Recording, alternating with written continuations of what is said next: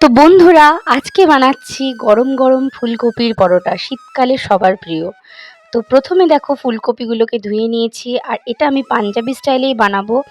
আর আটা আর ময়দা নিয়ে নিয়েছি, যেহেতু ফুলকপিটাকে ধুয়ে রেখেছি আর ফুলকপিটাকে রেস্টে রেখেছি কিছুক্ষণ, তাই জন্য আটা ময়দাটা এখন মেখে নিচ্ছি। আটা আর ময়দা একসাথে করে তার মধ্যে নুন, তেল, আমি তেলের ময়ান দিয়েছি, তোমরা চাইলে ঘিয়ের ময়ান দিতে পারো।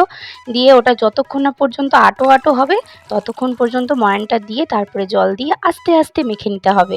আর আজকে আমি যাতে পরোটা না ফেটে যায় সেরকমভাবে তোমাদের ট্রিক্স শেয়ার করব, যে কোন ট্রিক্স করলে পরোটা ফাটবে না, পরোটার থেকে জল বেরোবে না। অনেকেই বলো কাঁচা কফি করলে জল বেরোয়, আর আমি আজকে কাঁচা কফিই করব। তো প্রথমে গ্রেটারে ফুলকপিটাকে গ্রেট করে নিচ্ছি দেখো। আর ফুলকপি যেন কোনো দানা না থাকে, বড় বড় যে দানাগুলো থাকবে না সেগুলোও গ্রেটারে গ্রেট করে নেবে। আর এইটাই ট্রিক্স, এই দেখো জলটাকে একদম চিপে চিপে কপির জলটাকে বের করে নিতে হবে।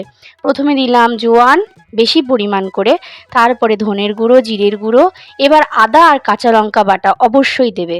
তারপরে বেশি করে খোলা হাতে দেবে ধনের পাতা, আর দেবে চিনি। আর আমার বাচ্চার জন্য তো ঝাল খায় না, ওর জন্য দেখো আমার বাচ্চার জন্য লঙ্কা ছাড়া করলাম, আর কাশ্মীরি লঙ্কার গুঁড়ো দিয়ে ভালো করে ওটাকে মিশিয়ে নেবে। মিশিয়ে নেওয়ার পর তারপরে ওটাকে নুন দিয়ে হাত দিয়ে ভালো করে মেখে নেবে। লাস্টে নুনটা দেবে যাতে জলটা না বেরিয়ে যায়, কফি থেকে তো অনেক জল ছাড়ে, নুন দিলে অনেক জল ছাড়বে, ওই জন্য সব শেষে নুনটা দেবে।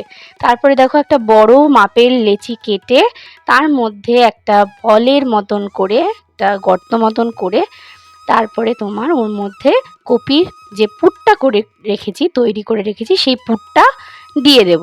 আর একটু আধটু তো দিলে হবে না, ফুলকপির পরোটা বলে কথা, বেশি তো দিতেই হবে, হাত খোলা করে দিতে হবে বন্ধুরা। বেশি করে পুর দিয়ে তারপরে ঠেসে ঠেসে চেপে চেপে পুরটাকে দিয়ে তারপরে ওটাকে মুখটাকে সিল করে দিতে হবে। এই যে দেখো রেডি হয়ে গেছে আমার পুর ভরা ফুলকপির পরোটা। এবার আস্তে আস্তে চারিপাশ দিয়ে বেলনির ধার দিয়ে, মানে আটার যে লেচিটা, সেই লেচিটা ধার দিয়ে বেলতে হবে। দেখো একটুও ফাটবে না আমার মতন, তোমরা এইভাবে বেলো, দেখবি একটুও ফাটবে না।